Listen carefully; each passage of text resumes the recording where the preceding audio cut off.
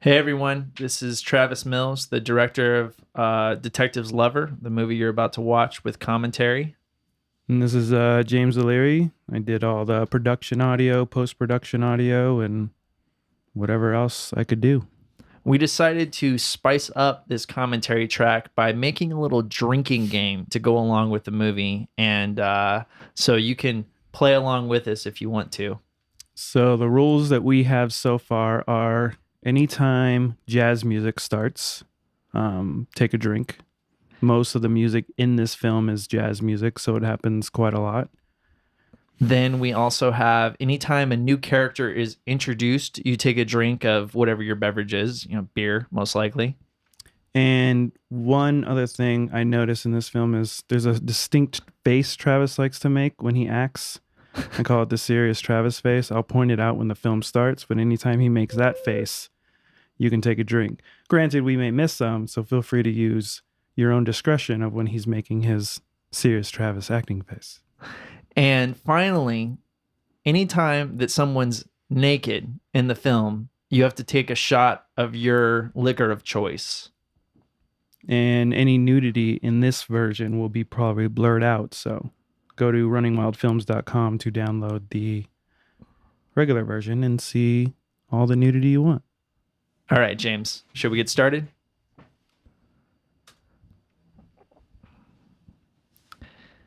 So this was our second feature that we made after The Big Something. And that's 5J Media is James's company. Gorilla Star is actually the company for my friend Dave who shot the film. All right, James, you ready to point this stuff out? So that's the Travis face there. The lowbrow squint. So granted, since the movie just started, there's 4 drinks right there. It's 2 characters, a face, and jazz music. Scott Miller, you talked on the comic.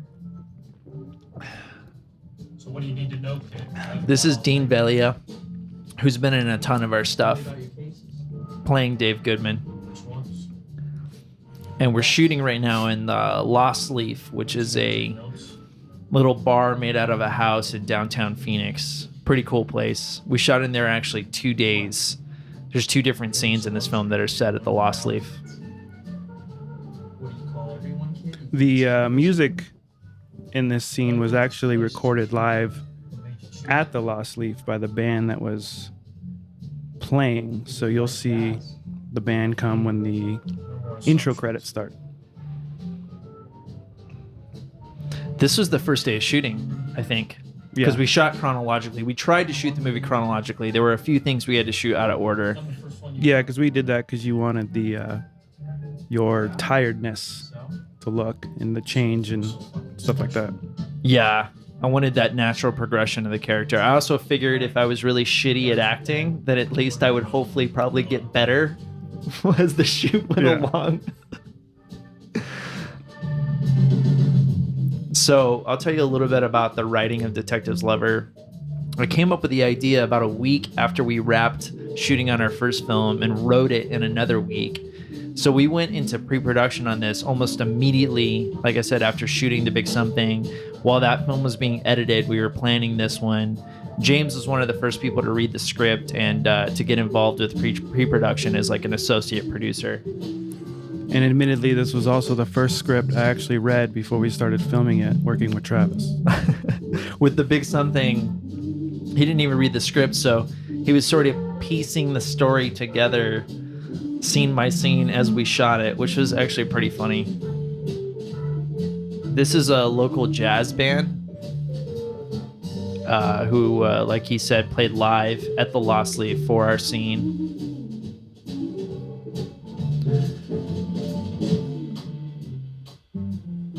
Forgot how many people worked on this thing. Meaning a lot, or? Well, just a lot that we mostly use. Yeah. I actually saw Brian Weiss today on that set for the another movie that's being shot here in Arizona, Grief. I hadn't seen him in forever. Yeah? Yeah. I think this guy kind of looks like Spock. Yeah. But he has the best jazz upright bass face in I've ever seen, I think. Absolutely. Matt Johnson right there is the writer of all the music that you hear in the film. other than the song that the lead character sings. We'll get into that a little bit later.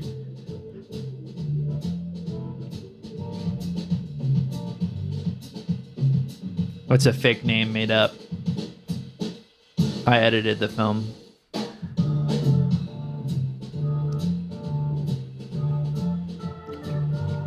So I'll talk real quick also about the decision to shoot in black and white. So did you get what you need? It's a film noir, and that's just a classic choice for noir from the 40s and 50s. And obviously there's lots of people nowadays that don't like to watch black and white movies, but I felt very strongly about this being one, and it being very modern black and white. One way or another? I think in the end, it worked out better just for how it ended up. Yeah. There were a bunch of different... You remember all the different ideas that we talked about? Yeah. Like, what were they? One was that it would gradually become color. It started in black and white. Here's a and new gradually character, become so drink again. Oh. Yeah, one was definitely the start out black and white and just do this long fade to where the very end scene would be in color, almost Wizard of Oz-esque in a way. And then there was also have the end scene only in color, I think. Yeah. And we ended up cutting the end scene completely from the film. A detective. This is Scott Shiel. He is actually not a professional actor. He's a philosophy professor. And I don't know. I think he just mentioned one day to me that he really wanted to act. I put him in a short film, and he turned out to be really, really good. And he's in The Big Something. He's in this one, and he's in our third feature, The Men Who Robbed the Bank. Definitely one of my favorite people to work with. Don't say anything to anyone, okay?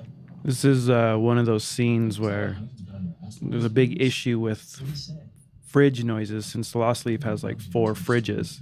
And it wasn't until later on when Travis had told me, oh, they said we could turn them off if we wanted to. Yeah. So I had a rough time dealing with those noises. You're aware that there's 10% unemployment. Yeah, I fucked that up a little bit. I don't care anymore, man. Just wanna wrap Now, this we up. got tons of coverage for this. Coverage, if you don't know, is just shooting a scene from different angles. There were close-ups, there was behind the back, all kinds of stuff. But when I was editing, I really just felt that it played better that these two guys were friends if you just did the whole thing in a 2-shot, which can sometimes be difficult, but it worked out here. Thanks. It's also interesting to notice the amount of ice that has melted from the amount of takes that we took during shooting this scene. Yeah, those drinks do not look fresh. About what? I have the foggiest notion. Probably why I haven't written.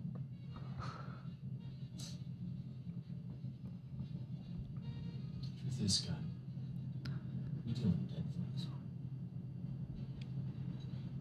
What are you talking There's a Travis face. jazz music? A newspaper? Take another drink if you're following along. That's some old school Humphrey Bogart style shit there. No one cares about that stuff. So I'll talk real quick about the jazz soundtrack, why we picked jazz. That's another, just like black and white, that's another very film noir Maybe, element. look, And like, it's not necessarily a popular choice, but I thought it would be really interesting for this movie, especially the crazy saxophone stuff that you end up hearing later. You remember anything from this day? This was a rough day on set, I feel like. Yeah, it was very... I think it took a while for us to get started. This is actually shot. It's a newspaper office. Oh, new character. Take a drink. thanks. It's a newspaper office in the film. It's actually a landscaping architecture firm in Arizona. All these sound effects that he's doing right now, I actually did in my own home studio. That's Michael Coleman. I guess we can take a drink from Michael Coleman. Sure. Ooh, can I tag along? Michael Coleman with his cameo. It took him like At least 15 takes to get just that right. Get that one line. Oh my god. New character. Scotty, don't feel it. I said sit down. So backtracking, the girl from that scene is Jessica Bishop. She's an actress in LA now, and this is Jean-Paul Turgeon, who's another Arizona actor playing the newspaper editor. You squashed my stories. I toned it down for a season. Look, that sheriff story blew up all So over. painful to watch myself on screen. There's Travis' face. Shit, I missed it. Then why'd you stop me from writing another one? Like I said, I laid off the heat for a while. It's not an easy game playing against the Braves. I know, I've done it before. Look, Rich, I was on a roll. One more story, and we busted that department wide open. It's not a war, Scott. I can't really remember why I decided to make the main character a newspaper reporter. I think I've always been interested in You're a reporter. that journalism You write what I world. tell you, and like it or Um, don't. Either way you do it, But it you just do seemed like well. it was something that you could have this character who's in a situation where he's bored with what he's doing and he wants more, someone with a lot of curiosity that could get themselves in trouble. Make sure it doesn't get you into too much trouble. I think there's a Travis face coming, by the way. Take it easy on the other guys, okay? Oh, no. I think it happens at least 60-something times. in this Jesus movie. Christ, we're going to be drunk. Just on Travis faces. Jazz song. Don't let your pockets at home. See you around, Chaz. This probably is my favorite music just because it has this really cool ambient. Yeah. Let me talk real quick. This is actually all shot in New York. Dave and I, after we had done shooting the film, went to New York and we filmed all these cameos with actual crime novelists. So the first guy was Lawrence Block. And then right here, I'm talking with the creator of a label called Hard Case Crime. And this is Jim Salas, who lives in Arizona, who wrote the book Drive that the movie with Ryan Gosling's based off of. So it was kind of really cool to get these guys in there. No one recognizes them for the most part, but it's cool for me at least. Good. Oh yeah, you talking to a lot of dicks? Yeah, a few. I got someone for you. Really? Who? Name's John D. Never heard of him. Of course you haven't, kid. He's the real deal. This is shot in a coffee shop in Mesa John D. called Lo-Fi His Coffee. phone number? I think this was one of the last days of the shoot. This is one of the things that we picked up near the end. Yeah, because of that writer's schedule, Yeah. I think. Yeah. Oh, this remember- was the day where Dave went missing for the Yeah. first hour and a half, and we couldn't find our So cinematographer. because I wanted to impress this writer, I made it very clear to everyone on the crew, definitely don't be late. And then our cinematographer was like an hour and a half late, wasn't he? Yeah, It was crazy. Yeah. Yeah. I think he was hungover. That's Rob Edwards, who's been in a lot of our work as well. Take a drink. All right. Damn.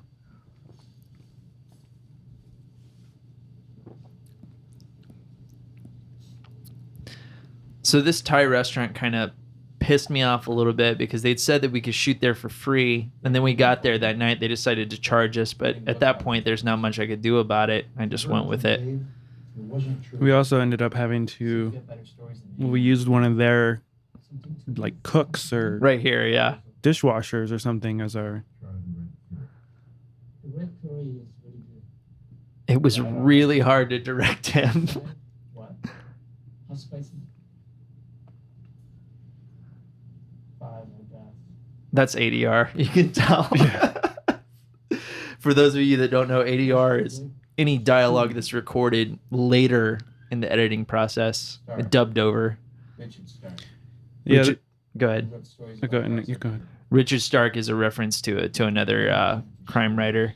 What were we gonna say? Something about ADR? Well, no, I was gonna say this is the scene where you're supposed to be eating this really spicy food, yet we couldn't get like spicy enough for you to get the reaction you wanted. And in between a cut, Travis basically just I already talked to a bunch of guys. took like a shot of sriracha. I just squirted. I filled my mouth with sriracha. which now didn't work. Didn't work, and the problem is I had a 40-minute drive home, and oh my god, that was one of the worst drives home of my whole life. Worked, it was terrible. It worked digestively, but it didn't work to get the sweating effect. I wanted to be basically sweating from how hot the food was supposed to be.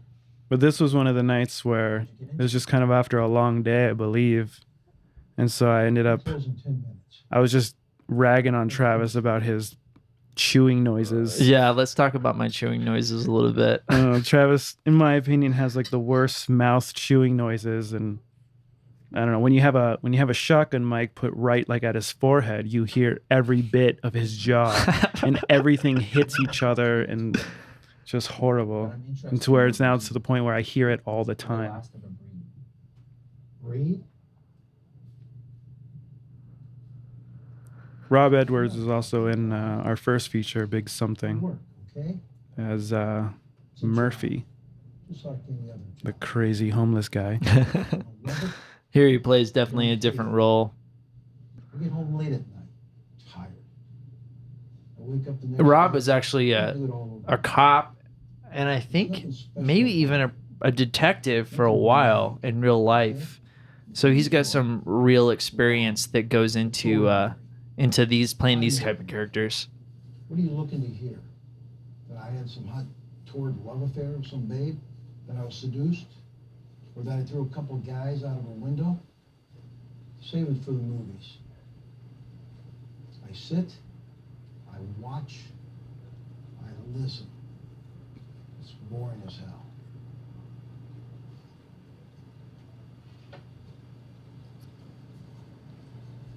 Are you hearing me? Not once did I ever cheat. I will say the one benefit of shooting at this restaurant, though, is we got to eat there before we started. We did. And that was pretty good. That's good Thai I food. think they're a different Thai restaurant now, actually, since the Yeah, last time I I went think by they there. closed. Good, because they charged me, assholes. I don't give a shit about anything but them. So this kind of shoot was done, and just to give you an idea of kind of how we work, with about 3 or 4 people on crew, and in like 3 or 4 hours, right? Yeah, because I think we had Dave, me, like maybe That someone guy Charles. moving lights, Yeah, and like I think there was a script supervisor or someone acting as. yeah. I can't remember who it was. Might have been Steven or Jazz song. Jazz song. Steven Talent, is that his name?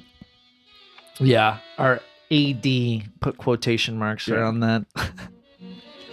Yeah, this our, was our 19, what was it, 17-year-old AD or something like that. He was really young. yeah, but he came to set in like almost full suit every day, so it That's was, right. it was pretty entertaining. This was shot, me exiting was shot actually almost a month after we shot the stuff inside the Thai restaurant. This is one of our pickups.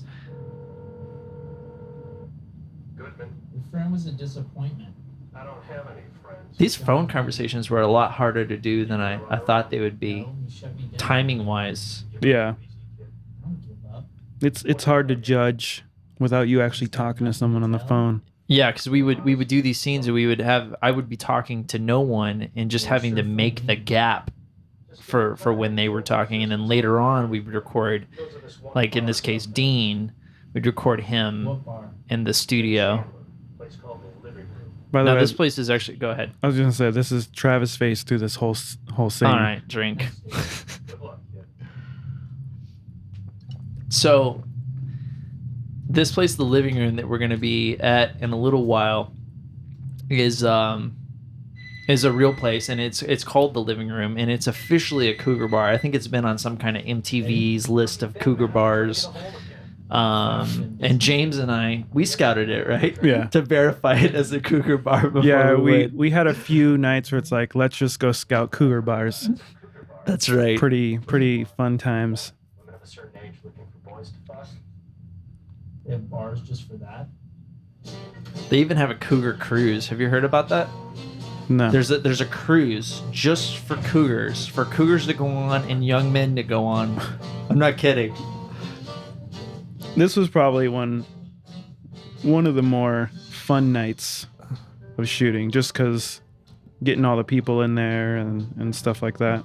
That's Holly Foreman sitting on the left there. She's been a big supporter of Running Wild. And most of these women are different actresses from the community. What can I offer you? I'll just have a water. And for him? Yeah, I think this night was a lot of fun. It was hard because we only had like 4 hours. Yeah. And there were lots of extras and lots of shots we had to get. But I felt like we ran it so efficiently that at the end of the night, I was proud of it, just for that aspect. At least one of us is happy. There you go, gentlemen. Thank you. Thanks.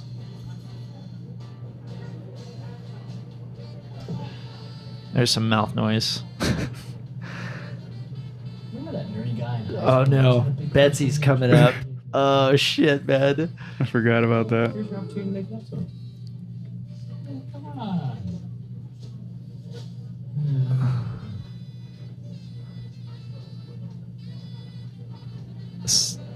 So this is a new character. This is our main female lead sitting at the end of the bar. This woman, I shouldn't say too much about her. Let's just say that this woman, her name is Betsy. Just, you could maybe say she's what gave you the idea for the therapist. Yeah, she's the woman that inspired the therapist, right? And she kind of is a little stalker crazy type. So Where do I know her from? I'll always have this movie to remember her for. This movie, The Therapist. That's him. The detective? Yeah. Looks like you two have the same taste in women. She knows him. Wait, did we drink for this jazz song? No. We're Very already interesting. slacking. I like it. That slap was fun to shoot. I wish it was a little bit harder. I think we did Let's go. like 3 or 4 of them. 3 or 4 slaps? Yeah. Rob enjoyed it, you can tell. Okay, another jazz song. Jesus. I need another one. We're already done with our first beers, so this Would we count this as a new jazz song since we've used this already? but it's when a jazz song plays. Oh, very true. Sorry. We just made these rules up literally like 2 hours ago. So a lot of the cars in my films belong to a guy named Corey Busboom, who's been helping with our movies for years. So he's got all these classic cars that he collects, and that Buick right there is one of them. I think it's a 67 Buick. Not quite sure. Where the fuck are you going? And this was your what was your red car that you're shooting the scene with you in? Yeah, my old car is the substitute for the Scott's car in the movie. This nighttime stuff was really, really hard to shoot because we were doing it with basically no lighting. A little LED light that Dave would put on the top of his camera or the dashboard. Rob enjoyed the shit out of this scene. He enjoyed it a little too much. I remember he was really upset because in the script they actually had sex and I changed it. And he kept on saying, oh, it would be better if we had sex, and it would be better if we had sex. And he wouldn't stop talking about it on the set. And there was this one point where he was just really making me mad. Oh, Naked time. naked time. Naked We have time, to take take a your shot. Oh, shit. Here we go. Cheers. Cheers.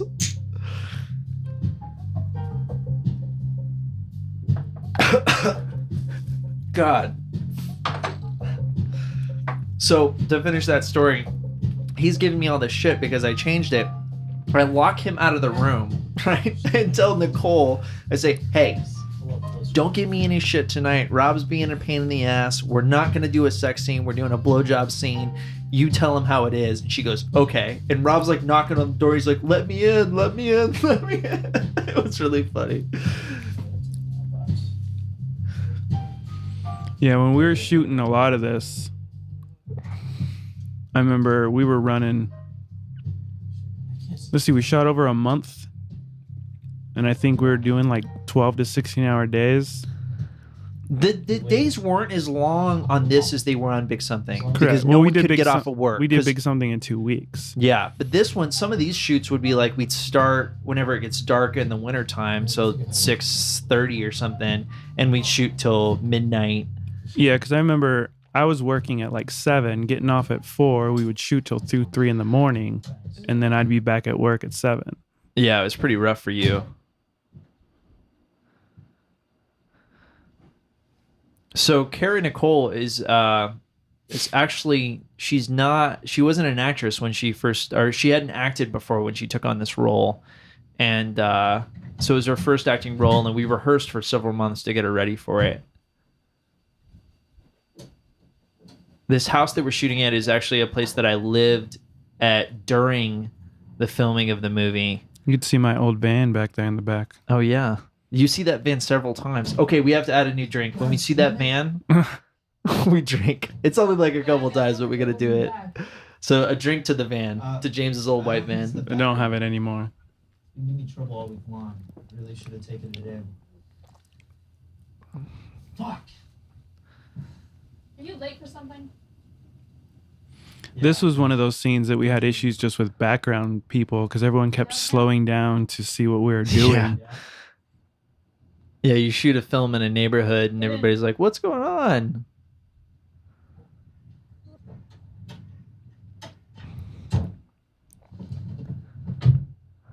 Ugh. You remember how bad the audio was for shooting on this when we have them driving on the freeway in just a little bit? It was just like I saw you terrible. outside my house all night long. Right? Yeah. Well, usually, in Hollywood movies, They're not. they're in a car, but it's on the back of like a flatbed truck. Yeah, they're not actually driving. There's not the vibration of the car. Yeah. It's not on. Yeah. And when we're making a low budget film, you don't have that luxury of renting a flatbed and driving around town. Yeah. I kind of like the behind the back shooting in cars. I'm a big fan of it. I've seen it in a lot of older movies and obviously a lot of newer indie movies, and I don't care what your story is. it works. Leave me alone.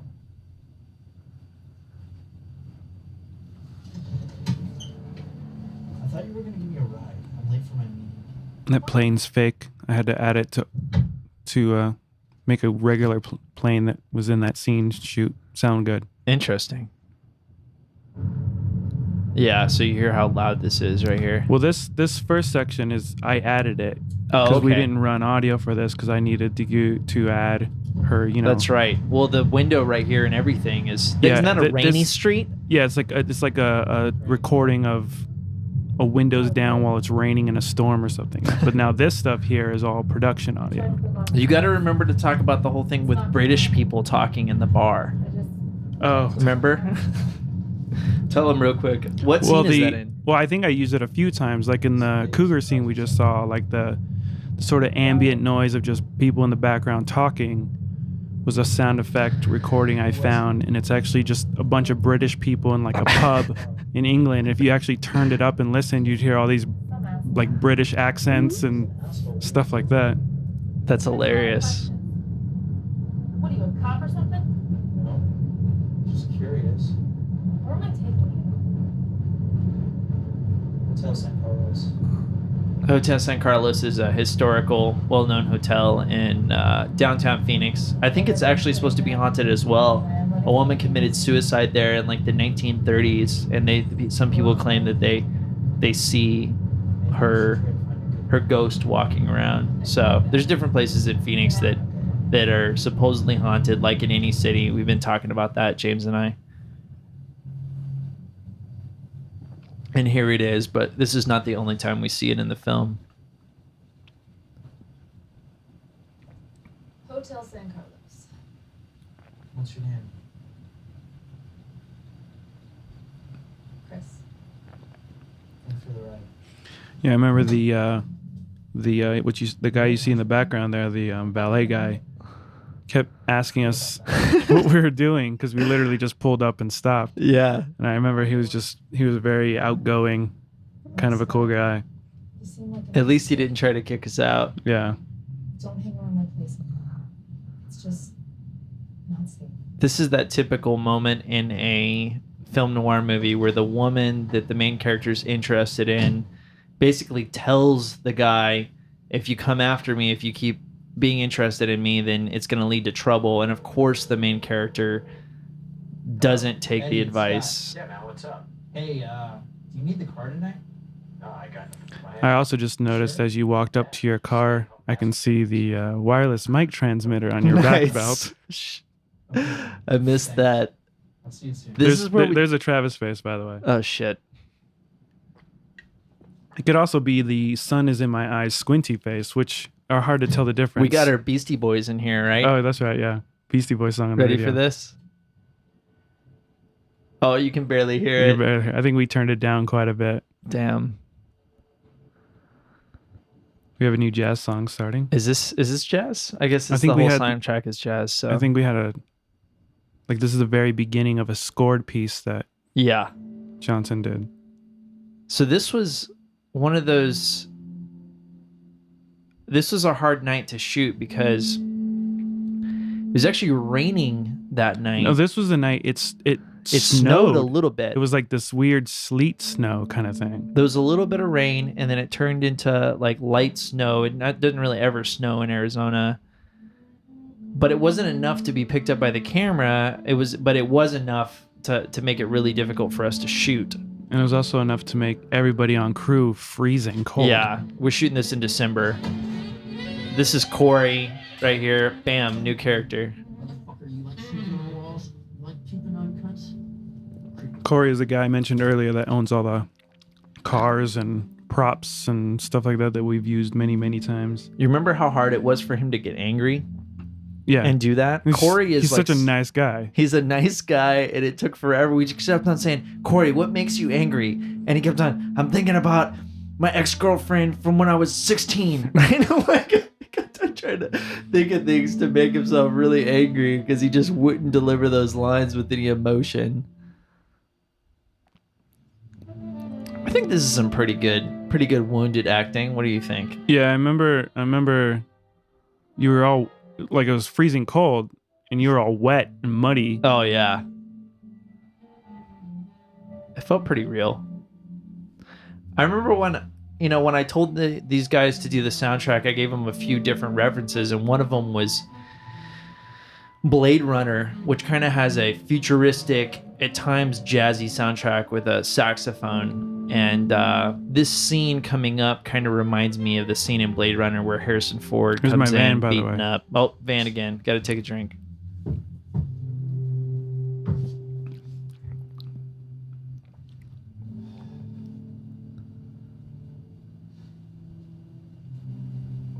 Get inside.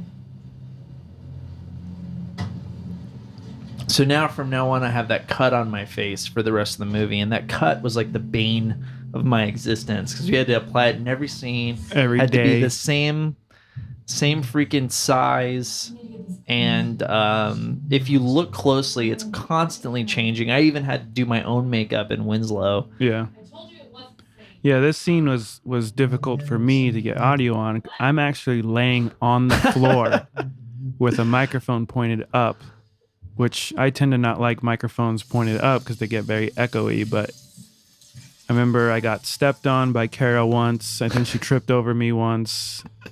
She kicked my microphone.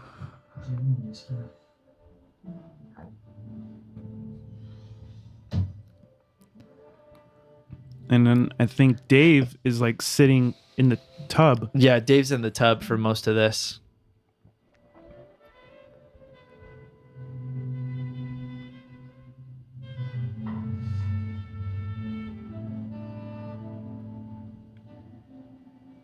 There's Travis' face. He's confused of why a girl is touching him seductively. Fuck off, James.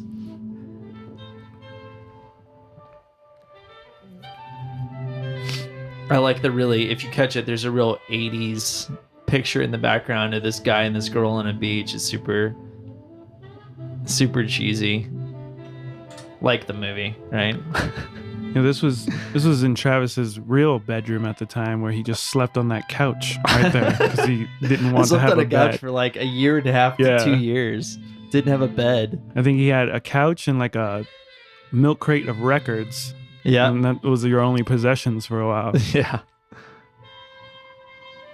James has this thing about me kissing weird. Well, I make noises when I kiss, right? It was mouth noises. Mouse noises, Yeah. yeah. Of course, this is a montage, so it doesn't matter.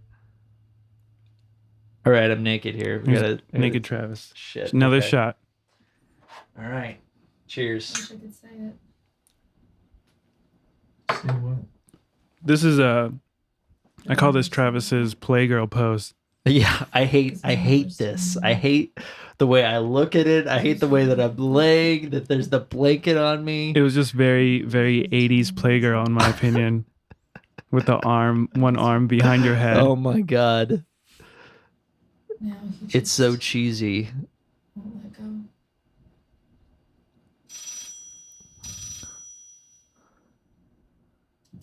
Please leave your message after the tone. This is James's voice.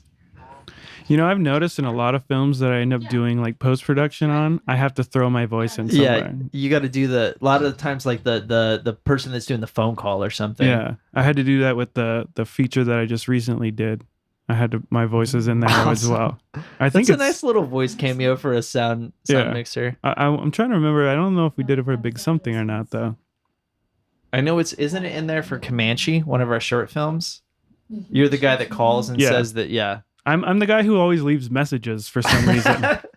It's like nobody wants to answer my phone call.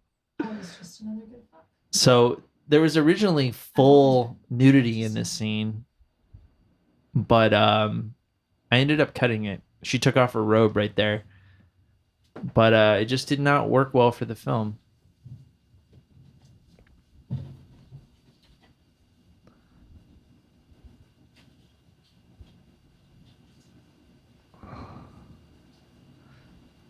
That is like the worst production design business card I've ever seen in my life.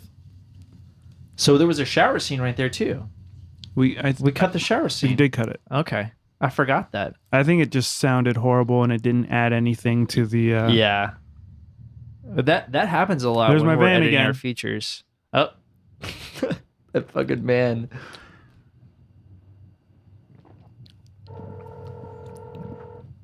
Yeah, this is Eddie. Leave me a message. Eddie, it's Scott. I don't know how to tell you this, man, but the car's either been stolen or towed. And considering how things have been going, hedging my bets on stolen. Jazz. song. This is our guerrilla taxi ride here, where we're filming in the taxi without telling the taxi driver. This is Michael Coleman's house in Gilbert. What were you gonna say? I was gonna say a lot of these scenes where it's just music over you walking. I think like even this one, I wasn't available that day or something. Exactly. Yeah. So I ended up just rolling with this. At sort times of we had different montagey sound guys. This is how we introduce a gun in like a super. It's placed there, but if you watch to the end of the movie, it makes sense that that gun is in the car and just ready for me to pick up.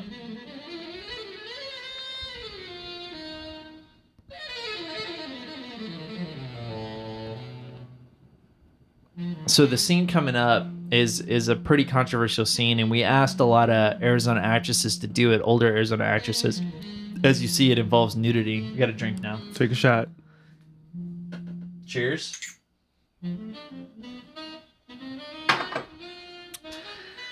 And we ended up, I was working with a girl named Janique, and she said that her mom was crazy enough to play this scene. Correct.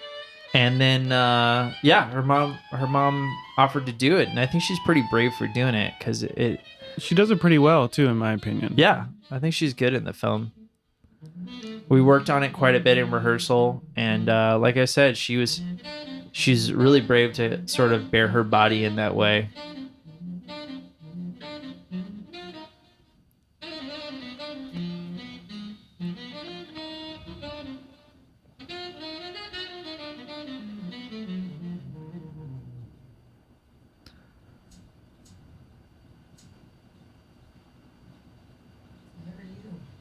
We shot in this room for the Big Something too, with that same painting. We used the same house for Comanche as well. Yeah. Yeah, this was the infamous pineapple scene for Big Something. Nice, yeah. Are you his wife? Name's Kat, honey. Who's this? That? That's my babe. Your baby's a piece of shit. Yeah, you weren't here for this day. This is Tommy doing audio. Yeah. Yeah, because if you had been here, you would have told me not to use that chair. Oh, with yeah. the squeakiness. That'd have been the first thing that went. See, I make decisions based on look, and then if James is upset, he's like, "What the fuck are you doing? No, you can't do that. You can't shoot with that chair." Look, why don't you forget about John? I'm good enough here for the both of us. You're a good little boy. I'll let you hit me right here. This is something I read about how meth addicts will sometimes inject meth into their genitals. Come on. Always fascinated me. Hours.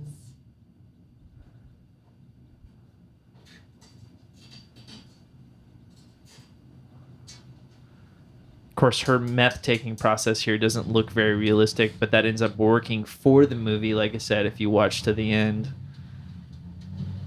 This was really hard. Again, another phone conversation scene where the timing was very difficult. Yeah, we had to. I think we needed a few 80-yard takes to get the timing properly done. For Jessica? Yeah. Yeah. All right, name your price. Done. I didn't give her enough space to talk, so she had to. Sometimes she had to say it really, really quickly. Well, this scene, you had somebody, I can't remember who. Brian. He was saying the lines back to you, but I think he was saying them faster than. Yeah, he was just reading them real quick. Yeah. Just call me back here when you're done, okay? Where are you? I'm at a phone booth. You ready for the number? Chelsea, It better be a nice dinner, Scott. what'd you find? Nothing on John D. Nothing. That's bullshit. Bullshit? Bullshit that I looked up and down every source, every database of info, not just in the goddamn state of Arizona, but all over the Southwest. I think that was the hardest line right there. Yeah, To you can fit. tell she's rushing through it as quickly as she possibly can. Yeah. I checked that too. Nada. What about her? You ready for this? Shoot. She's a So we shot in front of this place because it kind of looks cool from a wide shot, but looking back at it, we barely used the wide shot. I should have picked a freaking quieter place than I did, but there again, like not thinking about it. I think that happened a lot is we got all this coverage because we wanted to do all this stuff and then just ended up using one angle. Yeah. Yeah, 1015 North Patricio. That's why it's almost better to just shoot for what. Now, interesting enough, this address is where I live now. It's the Running Wild Films house currently, but it wasn't at the time. Scott? Now everyone knows where you live. Yeah, exactly. Come stalk me. When are we going?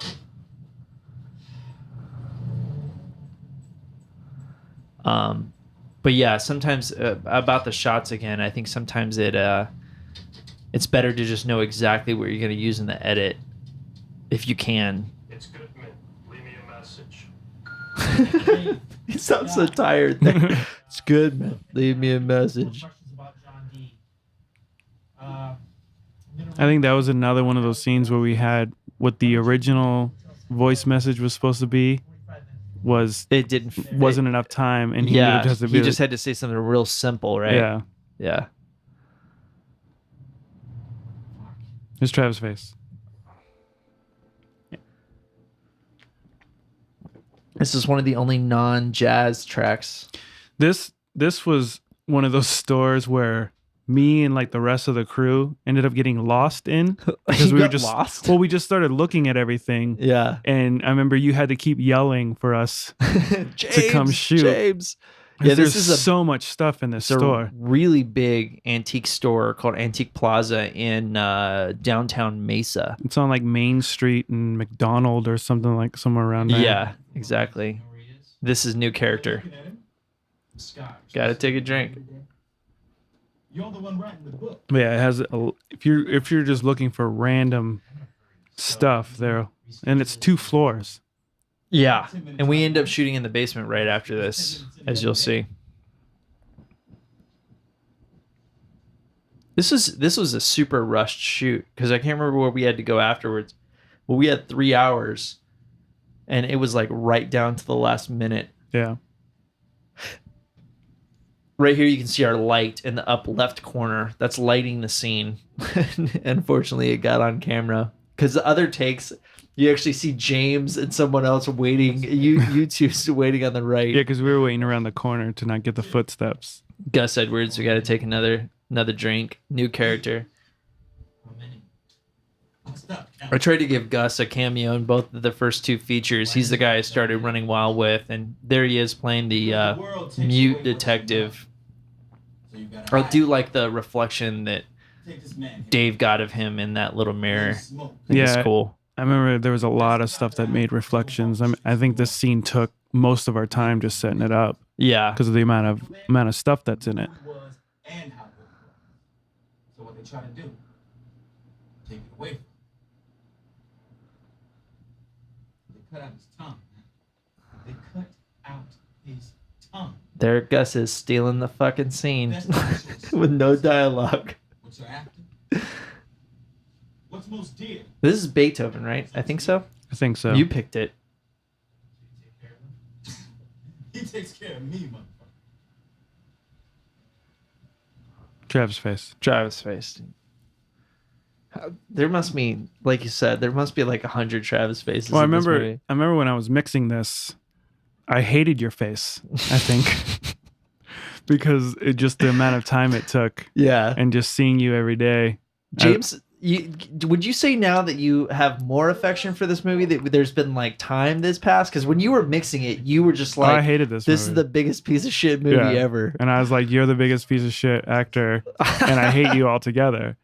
Trust me. Well, I had to edit myself, man. You know how miserable that was. I don't know, because this is when you're like, I was like exhausted from filming it, and then it's like, then you were like, "Hey, how's it going? Hey, is it done yet?" No, no, Travis, it's not done. Yeah, I have a problem with bugging James. I've learned over time it's best to not ask him how things are going every other day like I like to. Man, That's a new character, the deputy. We got to take a drink. And there's a Travis face. Man of the law outside the law. What's that? I wrote an article once about the sheriff's department. Flattering. Hardly. Well, perhaps he's here for retribution. So do you still hate this film when you watch it? I won't take offense.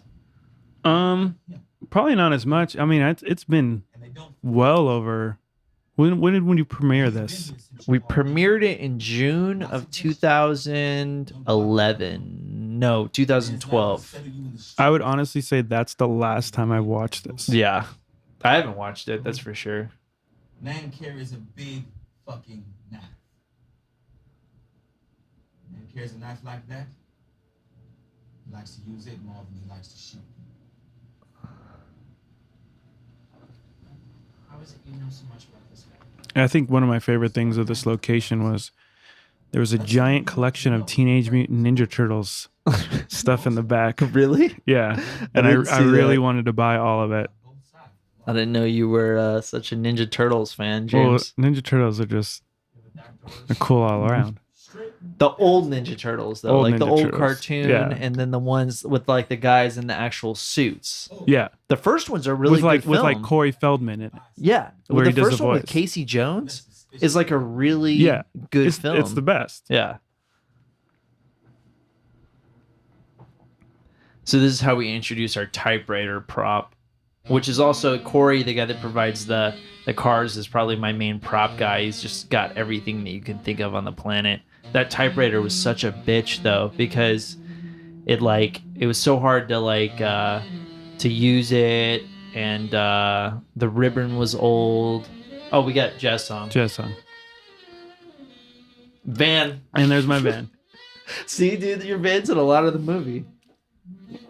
Yeah, this is the current Running Wild Films. That's some fucking production design right there. Look at that. Look at that sign.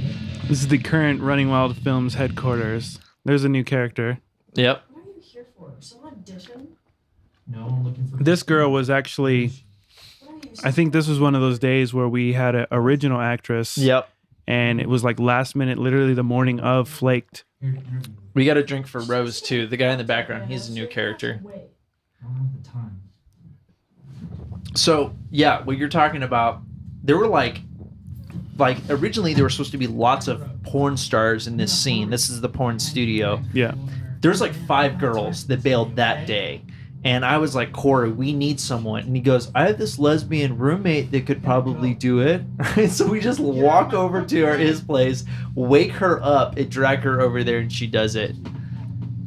This character is actually based on a filmmaker who works here in Arizona. His name is Rose. I named the character after him.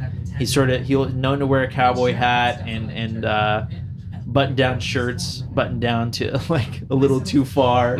And he kind of told me when we were making the big something that I was a fool for wanting to make the movie for like $25,000, that I could never pull it off for $25,000. And then we ended up making it for like $1,000. So I kind of always didn't like him for that. So I wanted to cast make a character after him. We have a new jazz song too. Looks like I lost it. This scene always entertained me because you're like trying so hard to get away, and you can see he's just casually driving and staying up with you. Yeah. We're not very good at shooting chase scenes at this point. This is Hotel San Carlos again. Some of our crew filling in as extras for this scene. And this was another where we actually used one of the waitresses from the... Yeah. She did a pretty good job, though. Yeah, she did good. If you're looking for class, you should really take a look at my work. Well, yeah, what's so fucking special about it? 2 words. Production value. Look, the boys over at Hot Valley are amateurs. They've got no lights, no scripts, no proper studio. They'll shoot any chick that wants to take her clothes off for I will say I think you did play this character very well. For You what think were- I played the character well? No, what he did. Oh, he I did, don't remember yeah. his name. Mark Shannon. Yeah. He did it really well. Can we take the light rail back? He- Hot Valley? Sure, I believe so. Yeah, he totally owned it. I like when he tries to touch me here. Yeah, this is right on. I want to say like Central and Lincoln or something. The reason why I remember this corner is because we had just eaten at Baja Fresh before. Yep. And we had a giant bag of chips and guacamole. And while we were in the middle of filming a scene, a homeless guy stole our food. Okay, so this jump out the door, this took like so much effort, didn't it? Or Oh, how yeah. many- Because this is like, wee. Wee! And Like, then Travis we made is fun little. of a lot. But right then if there. you see in the reflection, you're just standing there. Yeah, exactly. Had to run away. The posters in the background were all provided by Corey. They're old, like 80s noir movies and Playboy pinup movies, or Playboy pinup posters. Christine, where is she? Hey, man. This is the Diaz Show crew, the guys who do the Diaz Show podcast. Yeah, and they're making a cameo here. All right, we should drink for all of the Diaz Show and Honda. I need to get a new one for that. But yeah, they it was cool to kind of give them Chris. a little cameo in the film. And that's Honda King, who was in The Big Something and a lot of our other work, playing our only. She was the only porn star that actually showed up that day. It's ridiculous. Yeah, she's done a lot with us since then. Won a lot of awards for different things too. No. Care about This is one of the scenes that James really made fun of me for while we were shooting it. I remember, like, anytime I tried to kiss her, or all of my expressions, like, there's a part where I moved towards the camera that he was just like, oh my God, this is so cheesy. Stop, I told you he was dangerous. It's the problem with making movies with your friends. They just cannot take you seriously at all. Yeah, I think this is probably one of those shoots that That way. we made fun of you a lot because it started getting like the crew guy, the Oh my new crew God. guys sort of Yeah. joined in. This was shot near the end of the shoot. So this is important. If you notice this, no one ever has brought this up, but my facial hair totally changes scene to scene because we were doing this like a month or a few weeks after we did the other one. I think it was like a full month and a half So- of the whole thing. Yeah. So I was kissing her, practically clean shaven, and then all of a sudden I walk into this alley and I've got some beardage, and then I'm running on the bridge. James loves my running, by the way. You got to talk about when I'm running.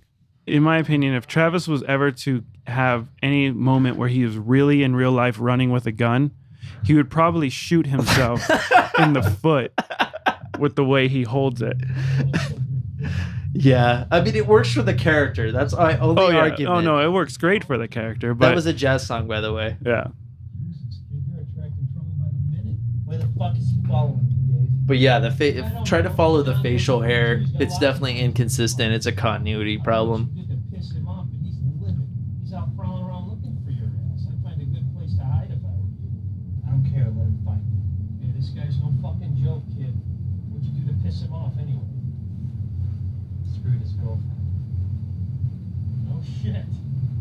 You the one who give you the beauty marks? This is another one of those. I think this was one of those times where it was like a pickup day, or it was one of those days where I wasn't there, and I think It was like a Monday that you just had to work. Like you couldn't be there. We like, had to shoot during the day. Yeah, and it was just like you and Dave. I think Dave just We put the mic literally between them. I think just like, and then just ran with it. and this is my neighborhood now that I live in, right near downtown Phoenix on Roosevelt. Yeah, you know, standing on a corner in Winslow, Arizona. Nice quiet town. The hate the Eagles thing, the Eagles reference is sort of a little bit of a Big Lebowski thing, because the Jeff Bridges in Big Lebowski hates the Eagles. Hey kid, I'm sorry. For what? I'm responsible. I never told you about John D. You wouldn't be in this fucking place. I'll figure it out. Go ahead. Stay alive. Jazz song. Jazz song. I think this is one of those moments where you're a bruise on your face. It's like way more extreme than it should be, or what? Exactly. So we're going back to the Lost Leaf now. Is that a Travis face, or does that not qualify? The ultimate Travis face is coming up. Oh yeah. This coming up is, and I'll point it out, it's what I call the Jerry Maguire scene of this movie. Now this is the film where the Chris character, Christine, we initially were gonna have her like karaokeing a. She was gonna cover Bruce Springsteen "I'm on Fire." Yeah, and she did it on set. But we couldn't get the rights or whatever to. Yeah, someone had told me that it would be really easy to get the rights to this music, and that he had done it before to cover something.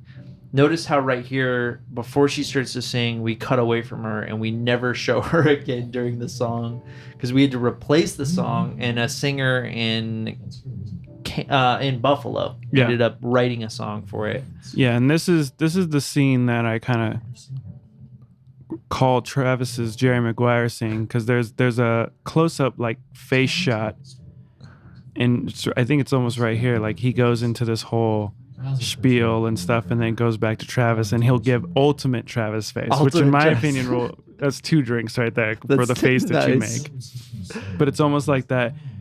You had me at hello, kind of. Exactly. Scott does a really good job in this scene. Oh, he did great in this scene. Yeah. Again, he's just such a natural actor with absolutely no acting training. He's just a smart guy and knows really what a character needs. What's that supposed to mean? There you go, right there. No, it's when I turn. Is it? I think so. Oh, that's right. Yeah. I turn away, and when I look back, here it comes. No. I think it was that first one. These are some hard, serious people you're dealing with. Watch this. I can't handle myself. Jesus, Scott, you don't know who these people are. Who says this woman's not just using you? What happens when one of her other boyfriends finds out? You think she's going to put her neck out on the chopping block for you? Yeah, I do. Just like I would for her. Jesus, kid, stop. There's at least 4 Travis faces in the scene too. We're gonna have to finish our beers here. Everyone looks out for themselves. No one the suckers get hurt. There There it it is. is. That's Bam. it. Oh shit. That's it. Back to your little cave of booze and jazz. It's nice and safe and boring as hell. All right, I need a new beer. Like I want to take that scene and like make it like an animated GIF on the internet and just put like laser beams for like your aura or something. Awesome. So yeah, we didn't show her singing at all during that scene. I think she got upset about that. She was upset about that and the fact that I cut her nudity. But she just didn't realize that we couldn't legally do it. Yeah. It wasn't her voice. It had nothing to do with her voice or the way that she sang the song. No. We see we go up there for a few days. Get away from all this. Forget about everything. Really? Yeah.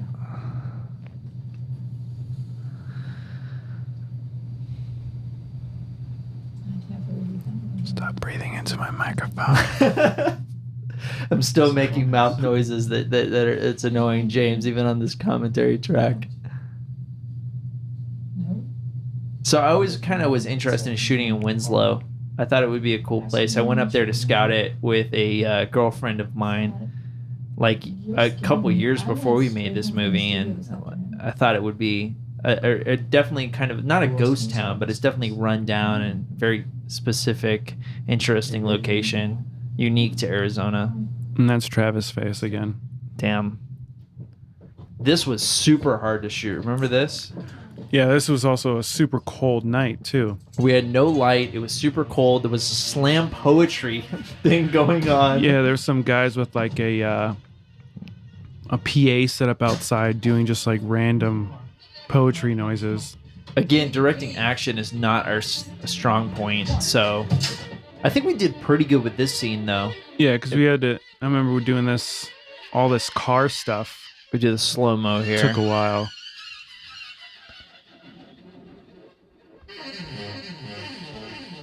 Yeah, this was pretty bad, and I was super nervous because we're on this street that we don't have any permission to shoot in, and we're out there for a while. This shot was reversed. We had the car up against the light pole. Eddie. Eddie.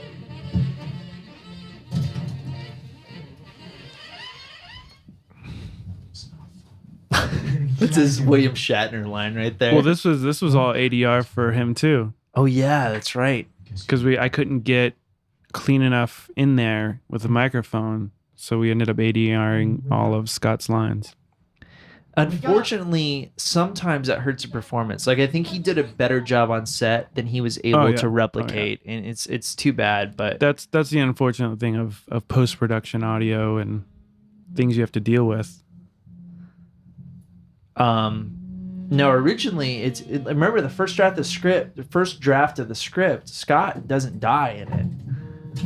Like he goes to the hospital or something, doesn't he? Just ends up going to the hospital, and I remember Gus told me, he said, you need something to make the last act of the movie more serious, and I didn't know what it would be until we did the script reading.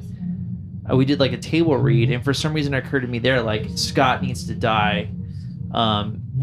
His character needs to die, and that would give the movie like the resonance that it needed, like the seriousness that it needed for the third act. This stuff was shot one of the last nights. Yeah. The last night we worked with Kara. I think this was the last night.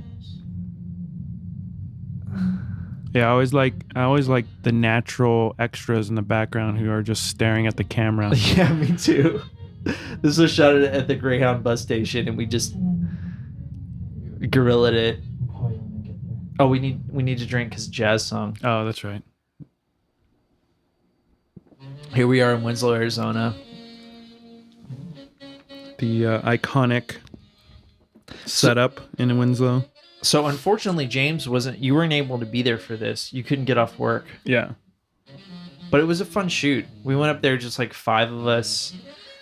This is where, so Nicole, in the middle of the shoot, just got really fed up with how much I was having her make her wait. This was her first movie, and she wasn't used to that idea that you have to wait sometimes, like 2-3 hours on set before you shoot.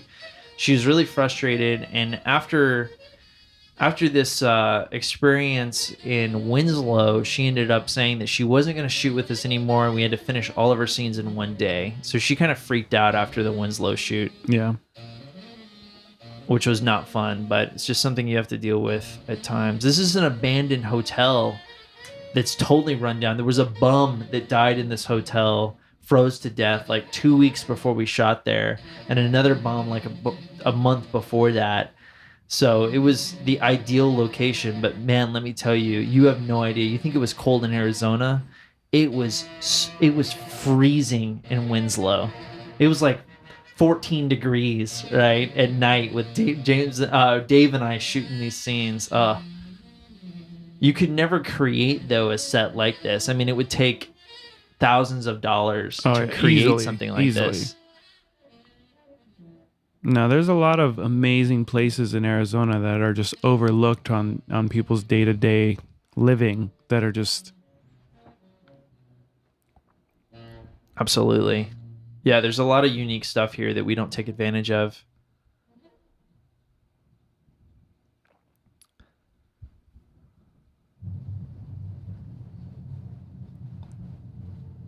You were going to have a new character introduced. Yep.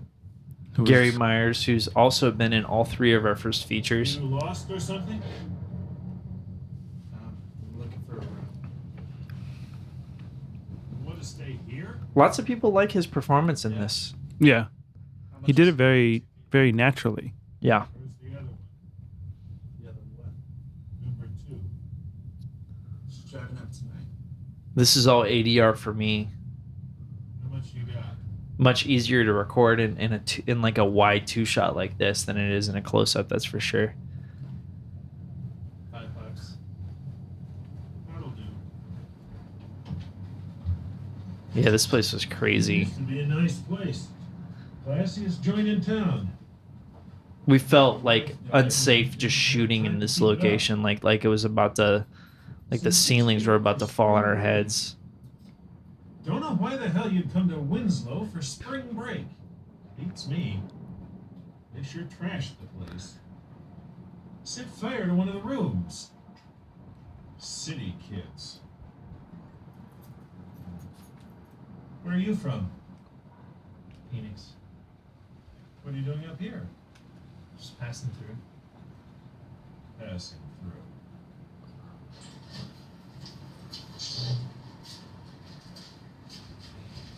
There it is. Might be kind of dusty. This will be fine. I think this whole scene was ADR as well. Yeah, it was. I just noticed that line was pretty rough for me. I'm not stupid. I know a few things. For instance, I know no one would stay in a place like Is that this ADR? in trouble. I don't remember. It may have been just to kind of match the whole other stuff, but... But if you bring any of that Yeah. onto my property, I'll kick you out faster than you can blink. Okay.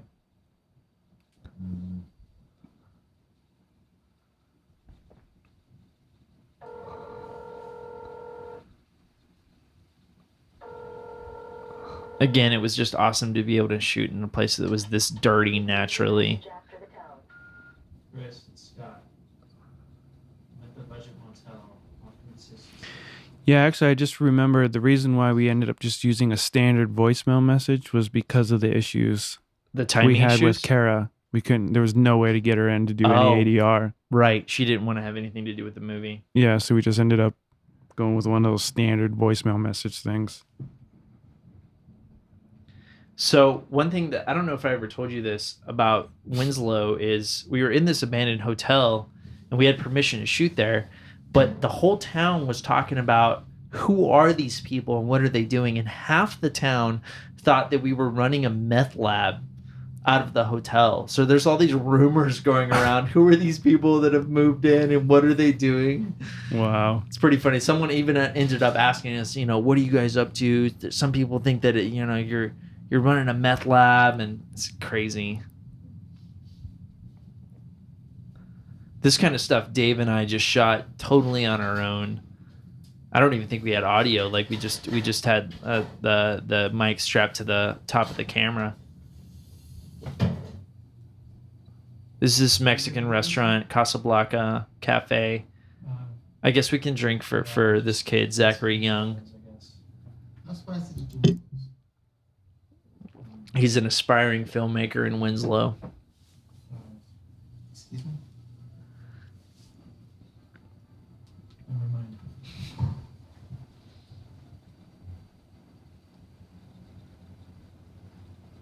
This is one of my favorite scenes visually.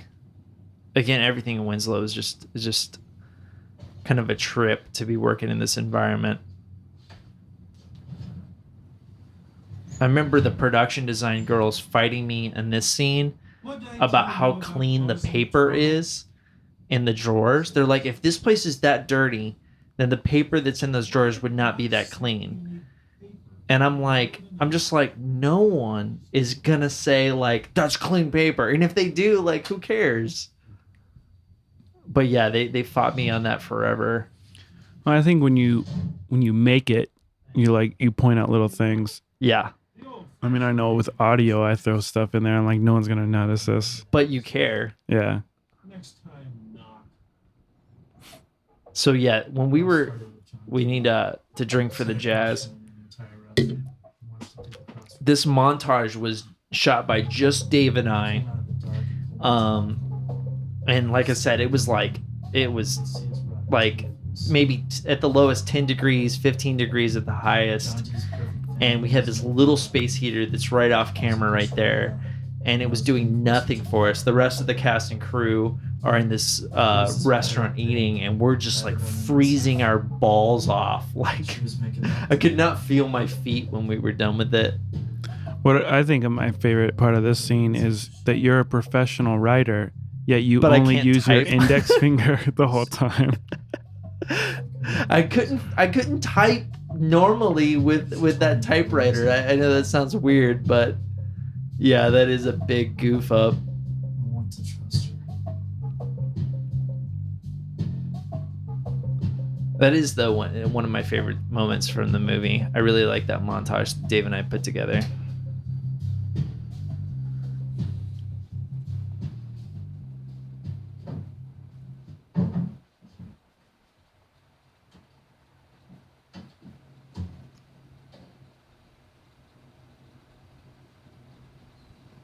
Oh, there's Travis Face. Travis Face. Like I said, I'm sure there's plenty of them that we've missed, so Of course. feel free to point them out more often.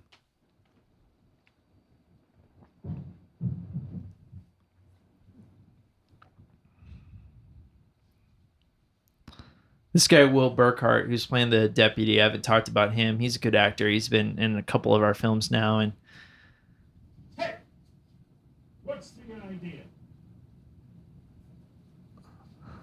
it's amazing how difficult it is to get like little things like him kicking the door. Like I remember we did like 15 takes of the timing of it seeming like he's going to kick the door, but he doesn't actually kick it and he stops before he does. Like little things like that take forever. This axe might get in your way. I always wondered in this scene, like, if stuff were to actually go down, what he would really do with that axe. Like, and how he would use it. I don't know Nice. why I always thought that. That in just this. made you think of it. Because you don't see so many people going up to someone and threatening them with an axe. Yeah. It's like, what would you do? Yeah. It's like, I have a gun. Chop his neck, Yeah, I guess. I have a don't know. knife. Listen, I don't know what you've done. You've only been here a few hours and you're a pain in the ass. I want you out in the morning. You hear? Yeah. Now get back in the room you paid. I like him in this scene. I think he said that he played that like he was drunk. Yeah. Like he'd been drinking whiskey or something. Which works. Now this scene... Originally, Kara had said that I could slap her for real, but she backed out of it at the last second. Didn't you say this took like tons of takes? Oh my God. It took forever. And I was trying to yell at her to get her to be emotional, but this is at the point where she was getting really frustrated with me and she didn't want to cooperate. I didn't even know. But to say the least, I mean, she does a good job in it. Yeah. So we got what we needed. How do you know him? He doesn't.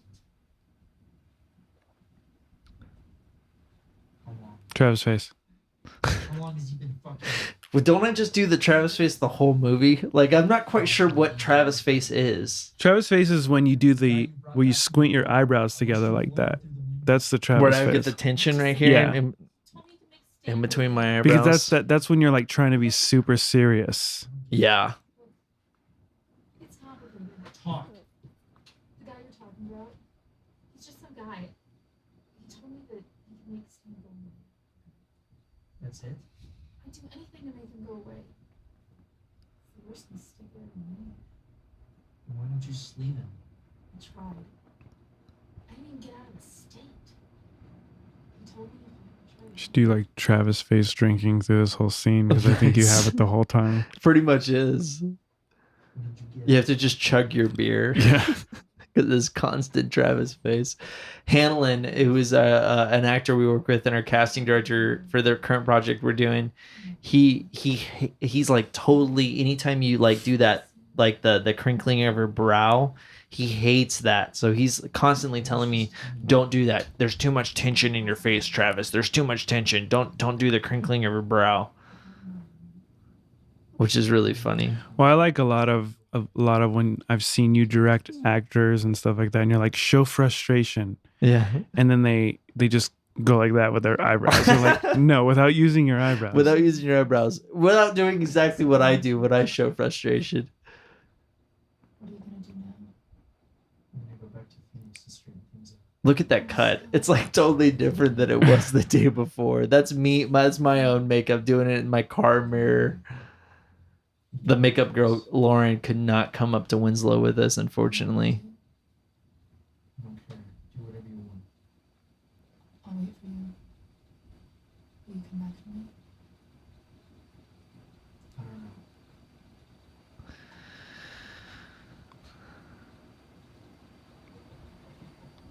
New song.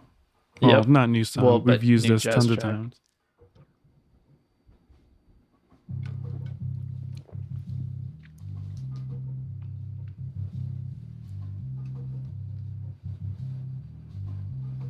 This is the Torch Theater. Yep. Do you remember the whole story about the massage parlor? So there's this massage parlor that's right above the Torch Theater, and it's one of those massage parlors that's really like a happy ending place, right? So apparently during some of their theater shows there, they've actually heard some odd moaning coming from above, which is pretty good. I kind of wish I would have known that while we're filming there. Yeah, this is actually right, almost like kind of next door to, was it? Tracks and Wax. Tracks and Wax, which we used our main location for the first feature we did, Big Something. Yeah, the record store in the Big Something. This scene was fun to shoot. Remember this? You and Dave, well, not this part right here, but what's coming up with us in that tiny bathroom. You and Dave were like crowded in the corner. Yeah, I think I'm like on my tippy toes in a corner. Pulling her hair. How many times do you do this? Like 10 times?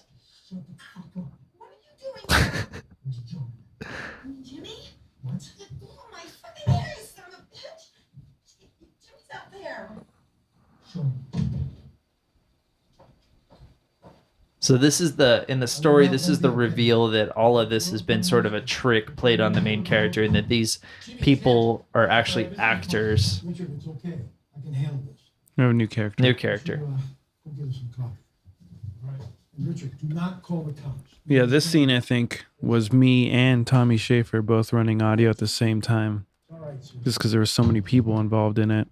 But I remember this scene, I had a lav mic on Travis, and I don't know if he was getting excited in the scene, but I remember I could hear your heartbeat, and I had to tell you, yeah, calm down. Travis, calm down. I can hear your heartbeat. Because all I'm getting is your heartbeat. Just boom, boom, boom. And there's boom, Travis' boom. face again, too. Oh, shit.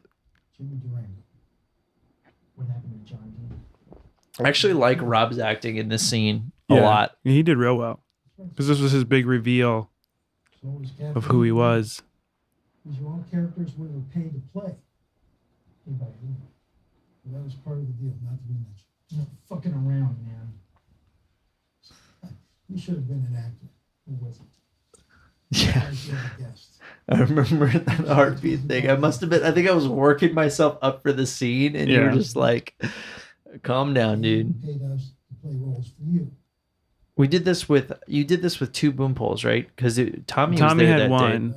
I was running another, and I had like 2 or 3 labs going.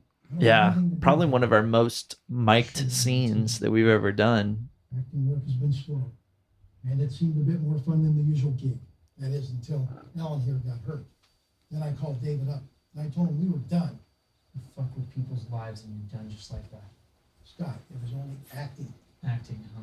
My friend's dead. This is one of those scenes in the edit that I remember I was doing, and I had like I cut it originally, and I was adding all these gaps, like these pauses between the lines, and then something about it just didn't seem right, and I just cut all the pauses out and had the lines just come one after another, and it just worked a lot better. It's funny how some scenes work well with those pauses, and other scenes just like you just have to have that really really fast dialogue. Well, this was another one of those where we had like tons of 2 shots. There was tons of wides, and then we just ended up just in the close-ups. Yeah, which I've noticed most of the stuff we do, we just run with the close-ups. Just it works better. Shoot the close-up, and that's it. Scott, what happened to you? Sit down. This was that same coffee shop from earlier in the film. You don't look good. What happened to Eddie?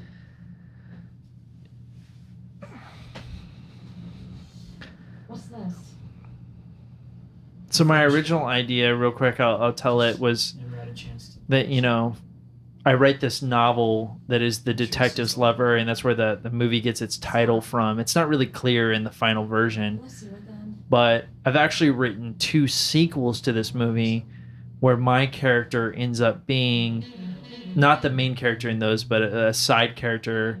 And the sheriff, who's based off of Sheriff Joe Arpaio, who's really famous in Arizona, really controversial, is sort of a background character in all of those sequels. This is my parents' house where we also shot Big Something, used a couple times.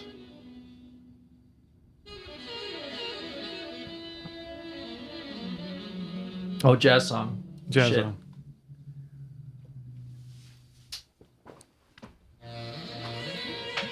I still think that this scene coming up with with Dean and I might be the best scene performance-wise in the movie. I don't say that for me, but just like overall, I think it really works. It's lots of information that happens, but it works. Plus, you do it well. I mean, this was towards the end of shooting, so you had your character down. Dean had his character down, Exactly. Dean does that really good, just straight kind of delivery. And with the big reveal here, he did it very well. What's got you puzzled? Why? Although this is saturated with Travis face. It Take is a right couple there. drinks for that. It did surprise me. I was convinced you'd run. I needed to know. Well, you are a reporter after all. You used to be. Used to work for the sheriff's department. Stu, Stan, handful of other guys. Did whatever we wanted. We ran this town. Yeah, wasn't this one of those nights where your mom made food for us? Yeah, James is a big fan of that. This is always my favorite. Anytime Travis's mom makes food, I make sure I'm there. Nice. I think she made spaghetti. Yeah.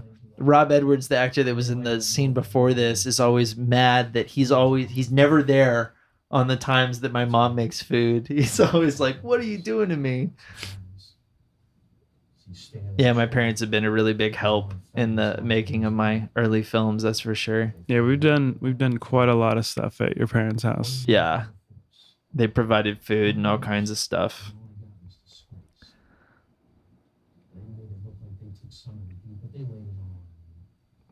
All I could do, sit back, keep my mouth shut, and keep. So you want to get Another Travis face. Let's just say it's been on my mind before. This is how you get it? Tried any way I could, kid. it's really hard to do these scenes and, like I said, like spit out so much information but still make it interesting, because there's just so much talk here. It's basically explaining things.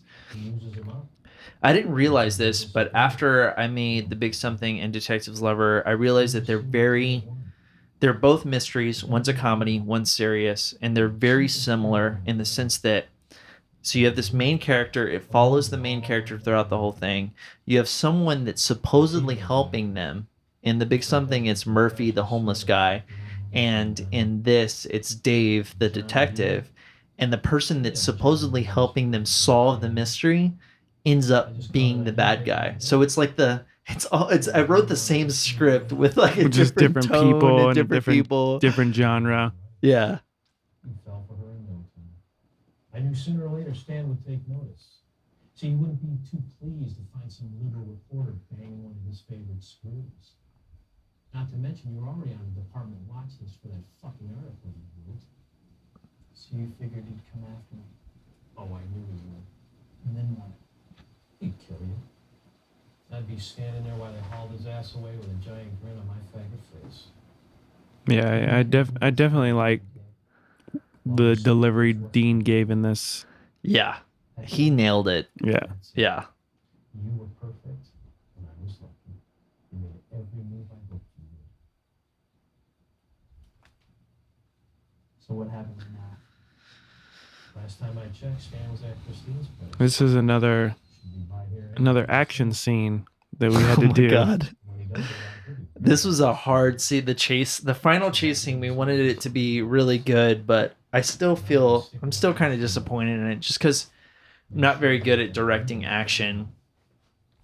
And I decided that I wanted at the end of the film, oh, this is worth talking about. The original, the ending was a little different. In the original ending, Dave and the deputy shoot each other and both die. Yeah. And the day of or the day before filming the chase scene, Dave, not the character, but the cinematographer, talked about changing things. And finally we came up with the fact that he would shoot him and then he would walk away, and then it would sort of provide more mystery for the Dave Goodman character. But yeah, we have this scene that all takes place by the canal, which was fun. You'll see me jump in the canal a little bit later. This is what I like to call the Terminator scene. Yeah. He's very Terminator-esque. He's so as robot-esque. he walks in the door. I want you to leave Christine alone. She's got nothing to do. There's Travis' face.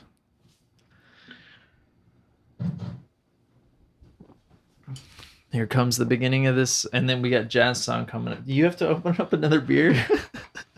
Movie's almost over. All right, jazz song. I remember too, I think there was a few times trying to do that initial shot where I think you fell or something. I did. Yeah, I did something. I don't know. Did I fall or did I just... You slipped or ran into something? Yeah. Or, I don't know. It was pretty great. Yeah, this was just... Oh, no, but this was real falling. This looked pretty good. Remember this? Yes. This was some real falling. That hurt. That really hurt. Yeah, this was our last day, I think, of filming. Yeah.